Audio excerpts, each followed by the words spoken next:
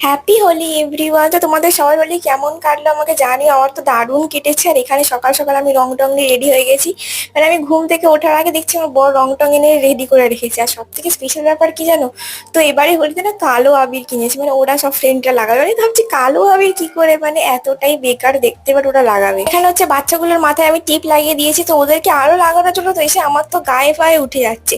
তো তারপরে এখানে রাস্তায় যাচ্ছিলাম, দেখলাম সাইডে প্রোগ্রাম হচ্ছিল, তো তারপর চলে এসেছিলাম বাবার বাড়িতে। বাবা মাকে রং টং লাগিয়ে দিয়েছিলাম। আর এখানে ভিডিও করছি, বাবা বুঝতে পারিনি, ওই জন্য অন্য তাকিয়েছিল। তারপরে চলে এসেছি পুচকুটার বাড়িতে। আমাকে তো আসতে না আসতে দেখো ভূত করে দিয়েছে। তারপর কাকন দিয়ে দিল অনেক কটা মিষ্টি, মানে প্রসাদ ছিল তো সেটাই দিয়ে দিয়েছিল। তো তারপর বানাচ্ছিল চিংড়ির তরকারি, যেটা দেখে তো আমার খুবই ভালো লাগছিল, কারণ চিংড়ি তো আমার ফেভারিট। তো রান্না করতে করতে তো সবাই হোলি খেলছিল, ঠিক আছে। তো আমার বরকে দেখো বৌদি কিভাবে রংটা লাগিয়েছে, মানে জাস্ট বাদুড়ের রং আবির সব মিক্স করে, তোর অবস্থা খুবই খারাপ করে দিয়েছিল। তো এখনো তো ব্লগ বাকি আছে, তো সেটা পার্ট 2 তে পোস্ট করবো। বাই, সাবস্ক্রাইব করে দিও।